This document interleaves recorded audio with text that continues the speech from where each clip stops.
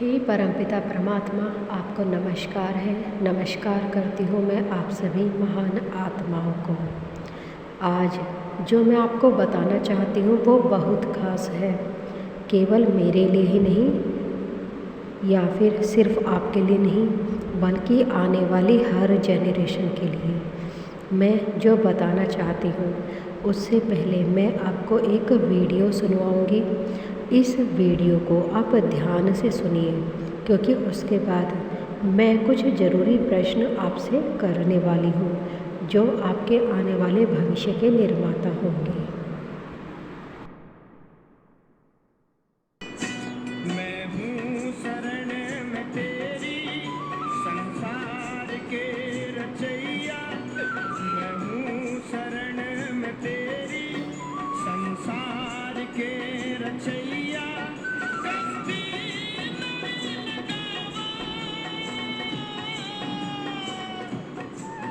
कष्टी उस पार ओ कन्हैया। मैं हूँ शरण में तेरी, संसार के रचैया। कष्टी उस पार ओ कन्हैया। मैं हूँ शरण में तेरी, संसार के रचैया।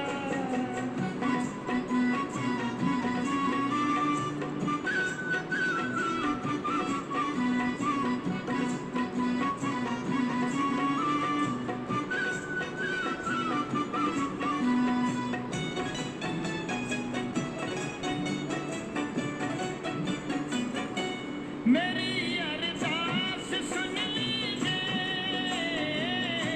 प्रभु सुध आन के लीजिए। दरस एक बार तो दीजिए,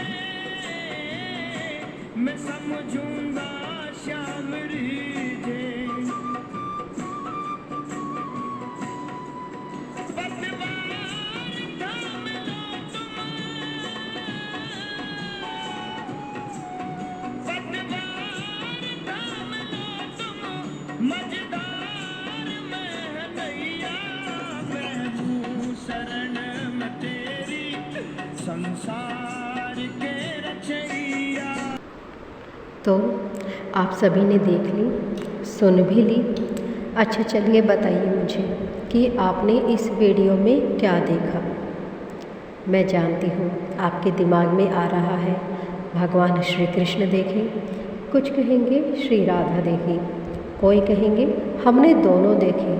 कुछ का ध्यान इसके म्यूज़िक पर होगा, रंगों पर होगा, लेकिन मेरा उद्देश्य यहाँ पर ये सब दिखाना आपको नहीं था। जी हाँ, मेरा उद्देश्य ये नहीं था। मेरा उद्देश्य था आपको इसकी ऊर्जा फील कराना। जी हाँ, ऊर्जा। अच्छा, जब आप मेरे बारे में सोचते हैं तो आपके मन में एक कल्पना बन जाती होगी मेरी आवाज़ सुनकर कि मैं एक लेडी हूँ, तो आप कल्पना करने लगते होंगे किसी गुरु से। सोचते होंगे कि मैं रंगों का या फिर बहुत सी चीज़ों का खंडन करती हूँ, तो जाहिर सी बात है मैं इस तरह की वेशभूषा नहीं पहनती होंगी। कुछ जो मुझे जानते हैं उनके मन में तुरंत मेरी एक इमेज बन जाएगी। कुछ मुझे धार्मिक समझेंगे और कुछ अधार्मिक। ये हो गई हमारी कल्पना तब तक जब तक हम उस फॉर्म को, उस एनर्जी को शरीर रूप में सोचते हैं। लेकिन मेरा उद्देश्य यहाँ पर आपको वो सोचने पर मजबूर करना नहीं है। जी हाँ, मेरा उद्देश्य ये नहीं था। मेरा उद्देश्य आपको आने वाले वक्त के लिए तैयार करना है। जो परमपिता परमात्मा का आदेश है उसी के अनुसार मैंने आज की ये वीडियो बनाई है। देखिए, सभी की सोच है, जब आप सोचते हैं किसी भी धार्मिक गाने के बारे में या फिर धार्मिक मूर्तियों के बारे में सोचते हैं, तो आपके मन में आता है कि इनसे हमें सकारात्मक ऊर्जा मिलेगी। लेकिन जब मैंने YouTube को सर्च किया तो मैंने 100 में से एक गाना, जी हाँ, एक भजन पाया जो सकारात्मक ऊर्जा से परिपूर्ण था। और मैं धन्यवाद दूंगी उन बनाने वालों का जिसमें गायक भी सम्मिलित है, एडिटर भी सम्मिलित हैं और उनकी लिखने वाले जिन्होंने ये भजन लिखा है, जिन्होंने कल्पना की है। इस भजन की ऊर्जा बाकी 99 भजन से अलग है। ऐसा नहीं है कि श्री कृष्ण और राधा जी पर ही मैं भजन ढूंढ रही थी, जी नहीं, मैं तो केवल उनकी वाइब्रेशंस चेक कर रही थी। यहाँ पर मैं आपको उनके बारे में नहीं बताऊंगी जिनसे नेगेटिव ऊर्जा आ रही थी। मैंने आपको केवल ये एक गाना सुनवाया है, इसके भी सिर्फ केवल कुछ बोल, पूरा गाना नहीं। अब आप सोचिए कि नेगेटिविटी और पॉजिटिविटी का रेशियो क्या चल रहा है। 99 और 1 का रेशियो चल रहा है। मैं जानती हूँ कि आप सोच रहे होंगे कि मैं कैसी बेतुकी बातें कर रही हूँ। बेतुकी नहीं है, आने वाले वक्त के लिए बहुत ज़रूरी है।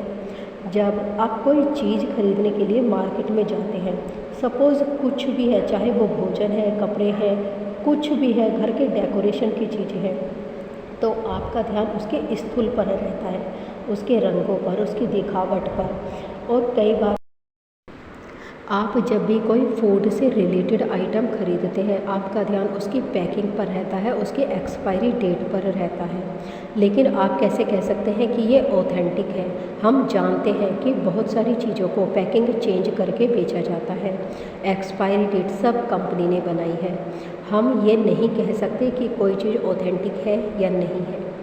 देखिए, पहले टाइम में हमारी नीड थी भोजन, वस्त्र और मकान।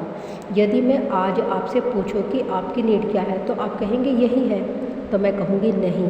अब आपकी चेतना बहुत ज़्यादा बदल चुकी है। अब आपकी नीड भोजन, वस्त्र, मकान नहीं बल्कि पैसा है, क्योंकि आप इनसे उन्हें खरीद सकते हैं। जबकि पहले टाइम में आप उन्हें ढूंढते थे, आप उन्हें उगाते थे, तभी आप उनका यूज़ कर सकते थे। लेकिन आज आप उन्हें खरीदते हैं। आपकी नीड भोजन, वस्त्र, मकान नहीं रहे हैं बल्कि पैसा हो गया है। और मैं तो ये कहूँगी कि अब पैसे का दौर भी जा चुका है, क्योंकि आने वाले समय में जिसमें आप प्रवेश कर चुके हैं, जिस डायमेंशन में आप प्रवेश कर चुके हैं, वहाँ पर आपकी नीड पैसा भी नहीं है बल्कि वो भी बदल चुकी है। जब आप किसी भी व्यक्ति से मिलते हैं, उनकी वेशभूषा, उनकी बोलचाल, उनके रहन सहन पर ध्यान देते हैं, आपको लगता है ये व्यक्ति कितना अच्छा है, कितना हाई फाई है, कितना अच्छा ज्ञान आपको प्रदान कर रहा है। लेकिन ऐसा कुछ भी नहीं है। आप उन्हें केवल स्थूल रूप में देख रहे हैं, उनकी सूक्ष्मता में नहीं जा रहे। लेकिन अब आपको जाना होगा, क्योंकि ये वक्त की मांग है। जी हाँ, ये वक्त की मांग है। अब आप सोच रहे होंगे कि मैं आपसे ऐसा क्यों कह रही हूँ, क्योंकि आप जिस समय में प्रवेश कर चुके हैं वो समय तेज़ी से बदल रहा है। पृथ्वी की चेतना चेंज हो रही है, आपकी चेतना चेंज हो रही है। पहले हमारे ऋषि मुनि वनों में बैठकर, एक ही जगह पर बैठकर नक्षत्र, सूर्य, तारों, ग्रह सभी का आकलन कर लेते थे, जो 100% सटीक होता था, जिस पर लिखित प्रमाण है। लेकिन आज आप AI का इस्तेमाल कर रहे हैं और उन्हीं के थ्रू आप उन ग्रहों की जानकारी जान रहे हैं।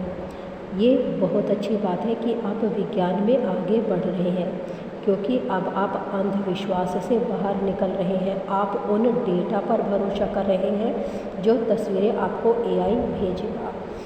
लेकिन अब आपको मैं अपनी एक बात बताती हूँ कि मुझे परमपिता परमात्मा से एक ऐसी ऊर्जा मिली है जिससे मैं किसी की भी तस्वीर देखकर उसके चक्रास के बारे में बता सकती हूँ, उसके विचारों के बारे में भी बता सकती हूँ। अब आप सोचेंगे कि मैं इसे चेक करूँ, तो अब आप ये सोचिए कि परमपिता परमात्मा के दरबार में शक्तियों की कमी नहीं है। जिन 1-2 शक्तियों के बारे में जानते हैं वो तो बस ऐसे ही हैं, लेकिन अब वक्त बदल रहा है। आपने बहुत सारी वीडियोस देखी होंगी बागेश्वर धाम की, जहाँ पर वो केवल व्यक्ति को देखकर ही उनकी बीमारियों के बारे में बताते हैं। तो ये सब क्या है? क्या वो उनके स्थूल शरीर से बातें कर रहे हैं? नहीं, वहाँ पर तो शब्दों की कोई बात ही नहीं हो रही। वो उनकी वाइब्रेशंस चेक कर रहे हैं। जी हाँ, एक होता है स्थूल शरीर और एक होता है सूक्ष्म शरीर। सूक्ष्म शरीर आपका एक सत्य है जो आप अपनी आँखों से नहीं देख सकते, लेकिन वो आपकी पूरी सत्यता बता देता है। अभी मैंने जो ये वीडियो आपको दिखाई, इसकी ऊर्जा चेक कीजिए। यदि आपको ऊर्जा चेक करनी आ गई तो आप समझ जाएंगे कि ऊर्जा का प्रभाव आपके ऊपर कितना है। देखिए, जब भी आप किसी से बातें करते हैं तो आप शब्दों का यूज़ करते हैं, नंबरों का यूज़ करते हैं। ये वो लैंग्वेज है जो आपने बनाई है, ये परमपिता परमात्मा की लैंग्वेज नहीं है। उनकी तो लाइट लैंग्वेज है, एनर्जी।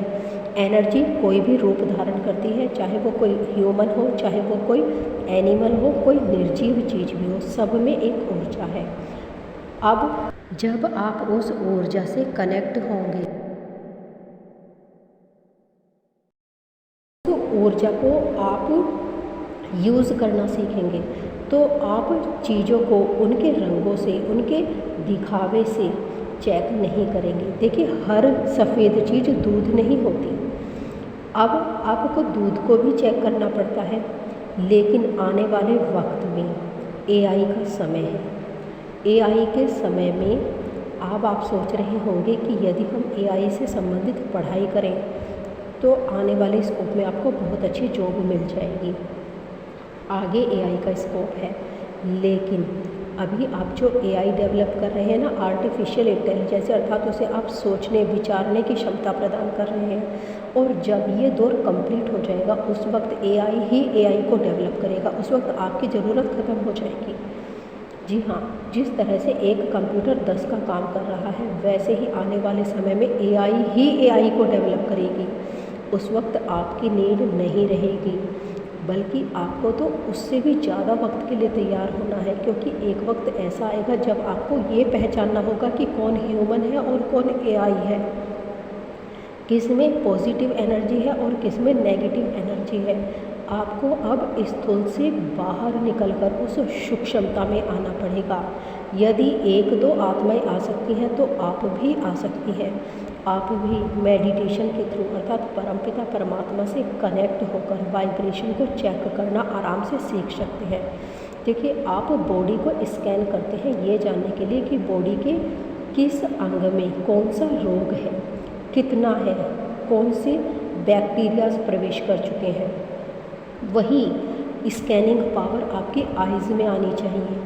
आपको किसी भी व्यक्ति को उसके शब्दों से नहीं पहचानना है कि वो मीठी बातें कर रहा है तो वो आपके बारे में अच्छा सोच रहा है। आपने अपने ग्रंथों को ध्यान से पढ़िए। ग्रंथों में साफ लिखा हुआ है अहिल्या के बारे में, देवी अहिल्या, जिनके सामने भगवान इंद्र गौतम ऋषि बनकर आए थे और वो उन्हें पहचान नहीं पाई थी। अर्थात उस वक्त भी ऐसा होता था जब रूप चेंजिंग होते थे। राजा इंद्र जिस तरह से अहिल्या का रूप धारण कर सकते हैं, रावण जिस तरह से संत का रूप धारण करके आ सकता है, वैसे ही आपके सामने भी नेगेटिविटी कोई भी रूप धारण करके आ सकती है।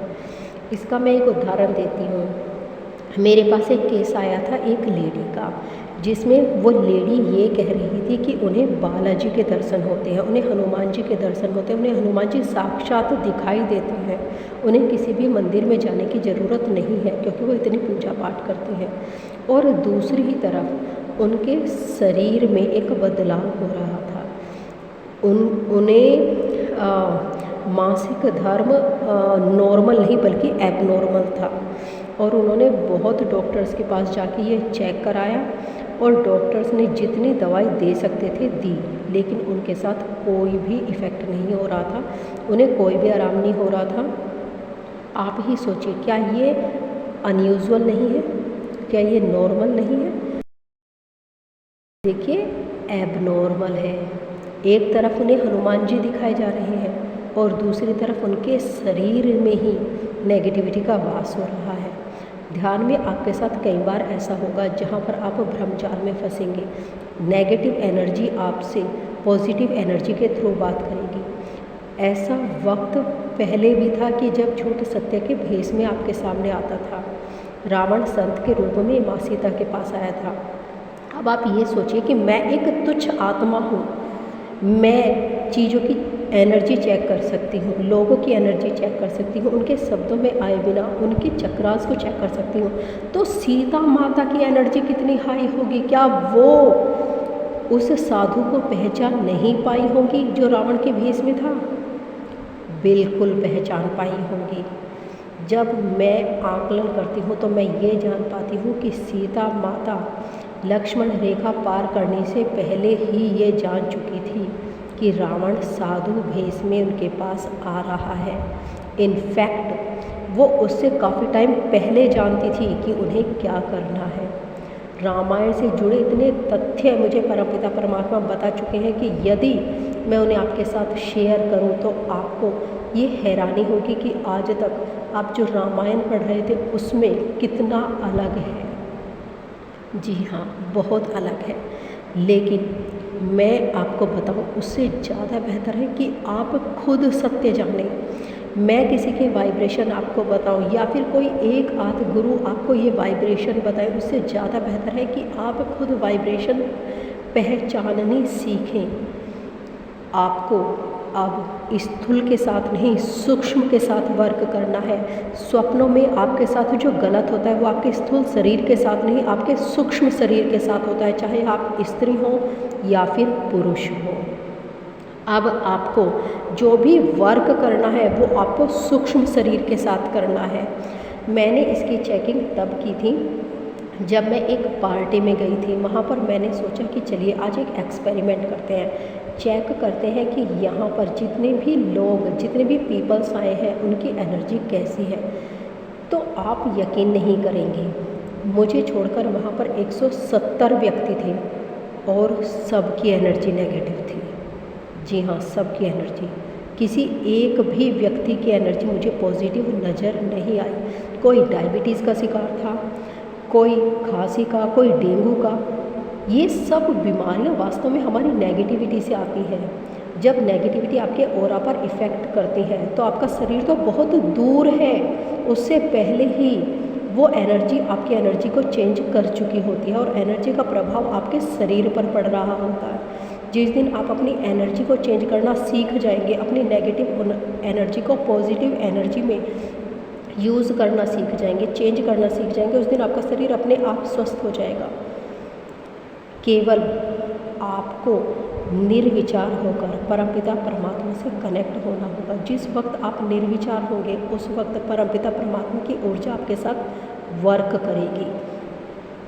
जब आपकी सुषुम्ना नाड़ी एक्टिवेट होगी, देखिए मैंने अपनी पिछली वीडियोस में आपको ईड़ा और पिंगला के बारे में तो बताया, लेकिन आपको आपकी सुषुम्ना नाड़ी के बारे में नहीं बताया। जब आपकी सुषुम्ना नाड़ी एक्टिवेट होती है तो ये समझ लीजिए जैसे मनी प्लांट की बेल होती है ना, और वो एक सपोर्टर के सहारे ऊपर चढ़ती है, वैसे ही सुषुम्ना नाड़ी है। जब आपकी ईड़ा और पिंगला अर्थात आपका भूतकाल और भविष्य काल इक्वल हो जाते हैं तो आप वर्तमान काल में स्टेब्लिश होते हैं। उस वक्त आप निर्विचारिता की स्थिति प्राप्त कर लेते हैं। उस वक्त ना आप अज्ञानी हैं और ना ही ज्ञानी हैं, आप मिडिल में हैं। उस वक्त आप तैयार होते हैं एनर्जी को एब्जॉर्ब करने के लिए। उस वक्त परमपिता परमात्मा की ऊर्जा सहस्त्रार के द्वारा आपके अंदर प्रवेश करती है, जो मूलाधार चक्र से भी नीचे तक जाती है और वापस सुषुम्ना नाड़ी के चारों ओर मनी प्लांट की बेल की तरह लिपटते हुए ऊपर चढ़ती है और सहस्त्रार से गुजरते हुए परमपिता परमात्मा से कनेक्ट होती है। अभी तक आप केवल 7 चक्रों के बारे में जानते हैं, केवल सहस्त्रार तक, लेकिन अब वक्त आ गया है कि आप सहस्त्रार से ऊपर के चक्रों को जानें, जो आपके लिए मेन है, जो आपकी एनर्जी के साथ वर्क करते हैं। जब आप इन चक्रास से आपकी एनर्जी गुजरेगी तो ऐसी छोटी मोटी शक्तियाँ तो आपको अपने आप ही मिल जाएंगी। आने वाला वक्त बहुत ज़्यादा चेंज लेकर आ रहा है। अब आप इस तरह से स्थूल के साथ वर्क नहीं कर सकते। एक वक्त था जब आप पैदल यात्राएं करते थे कई कई किलोमीटर, लेकिन आज तो आप धार्मिक स्थानों पर जाकर भी एनिमल्स के ऊपर बैठकर मंदिर तक जाते हैं। अभी तक आपने सोच बनाई हुई है कि मंदिर में ही सकारात्मक ऊर्जा है। तो चलिए इसका भी एक दूसरा उदाहरण मैं आपको दे देती हूँ कि मैं एक धार्मिक स्थान पर ही गई थी, यहाँ पर मैं उसका नाम शो नहीं करूँगी। तो जहाँ पर जिनके दर्शन करने के लिए आप घंटों लाइन में लगते हैं, मैं भी वहाँ पर पहुँची, लेकिन कोई ऊर्जा नहीं पाई, न्यूट्रल, ना नेगेटिव ना पॉजिटिव। ऐसा नहीं है कि मैं दान नहीं दे रही थी, दान भी दे रही थी, सामान्य व्यक्तियों की तरह भी खड़ी थी। मैंने किसी वीआईपी की तरह वहाँ पर एंट्री नहीं ली, बल्कि सामान्य व्यक्ति की तरह एंट्री ली। लेकिन वहाँ पर जाकर मुझे इतना आश्चर्य हुआ कि क्योंकि वहाँ पर कोई भी पॉजिटिव एनर्जी उस वक्त नहीं थी। लेकिन जब मैं उस धार्मिक स्थान से बाहर आई, तब मेरी नज़र वहाँ पर पड़े हुए 2 पत्थरों पर पड़ी। पड़े हुए, रखे हुए नहीं, सजाए हुए नहीं, बल्कि पड़े हुए पत्थरों पर, जिनसे इतनी पॉजिटिव ऊर्जा आ रही थी, इतनी पॉजिटिव ऊर्जा आ रही थी कि मैं आपको बता नहीं सकती शब्दों में। मेरे लिए बहुत आसान था कि मैं उन पत्थरों को लूँ और अपने घर ले आऊँ। एक बार मेरे मन में ये विचार आया भी उनकी सकारात्मक ऊर्जा को चेक करके, लेकिन उस वक्त मुझे मैसेज हुई। जानते हो उन पत्थरों ने मुझसे क्या कहा? कुछ तो रहने दो यहाँ जिसके भरोसे लोग आते हैं। जी हाँ, कुछ तो रहने दो जिसके भरोसे हमारी भावनाएं जुड़ी हुई हैं, जहाँ पर जाकर आप एक अलग ही ऊर्जा महसूस करते हैं। आप वहाँ जाकर क्या देखते हैं? साफ सफाई, ऊंचे भवन, सुंदरता? नहीं, ऊर्जा चेक करिए, क्योंकि ये ऊर्जा ही है कि आप कभी कभी बैठे बैठे भी गुस्सा करने लगते हैं। आपके आसपास ऐसी कोई घटना नहीं हो रही जो आपको गुस्सा दिलाए, फिर भी आप गुस्सा करते हैं। अब आपको अपनी ही सोच के दायरे से बाहर निकलना है। अभी तक आपको लगता था कि केवल भजन में ही सकारात्मक ऊर्जा होती है। जो आजकल के वर्तमान संगीत है उनमें सकारात्मक ऊर्जा नहीं है, बिल्कुल है। मैंने कई बार चेक किया और मैं ये कोशिश करूँगी कि जब भी मुझे कोई सकारात्मक ऊर्जा से भरा हुआ, चाहे वो एक भजन हो, चाहे वो कोई प्रोडक्ट हो, जो भी मिलेगा वो मैं आपके साथ शेयर करूँगी। वैसे मैं जानती हूँ कि मेरी इस वीडियो से आपको ये लगा होगा कि क्या नेगेटिविटी और पॉजिटिविटी का रेशियो इतना चल रहा है। जैसा कि मैंने आपसे कहा कि पार्टी में 170 व्यक्तियों में सभी के सभी नेगेटिव थे। जी हाँ, परमपिता परमात्मा के इस प्रेम में पृथ्वी पर नेगेटिव ऊर्जा का लेवल बहुत बढ़ रहा है। अब आप सोचिए कि यदि मैं 100 वीडियोस देखती हूँ तो उनमें से 99 नेगेटिव है, लेकिन 1 पॉजिटिव है। ये रेशियो डराने वाला तो है, लेकिन आपको इसके आकलन पर, इसके शब्दों पर, इसके अंकों पर भरोसा नहीं करना है, क्योंकि यदि आप ऐसा करते हैं तो भी आप इस तुल की ओर जा रहे हैं।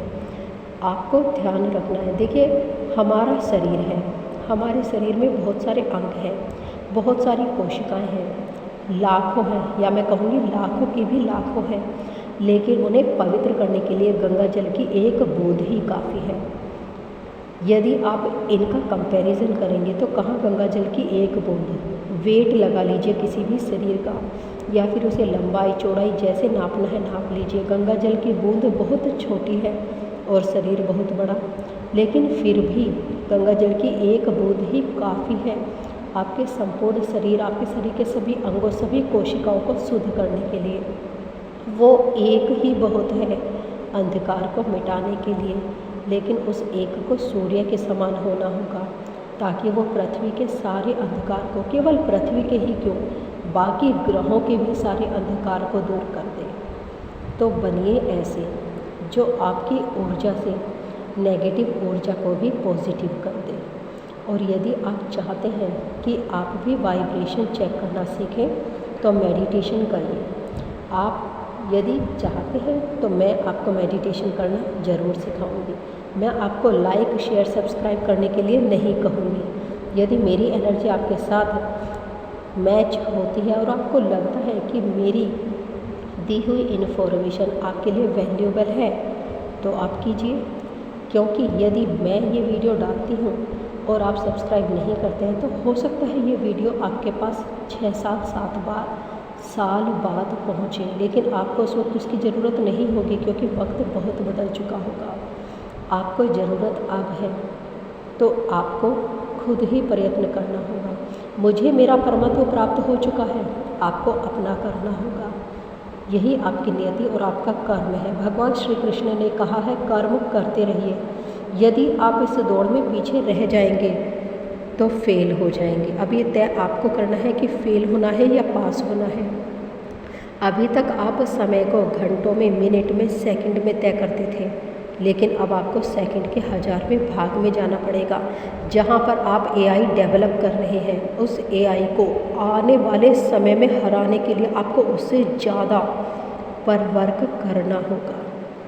आने वाले समय में आपने कल्कि और कल्कि दोनों के बारे में ही सुना है, लेकिन अभी तक आपने इनकी संकल्पना भी बहुत अलग की हुई है। जी हाँ, स्थूल में की हुई है, लेकिन उनकी संकल्पना भी स्थूल नहीं, सूक्ष्म में जाकर ही आप पाएंगे। धन्यवाद।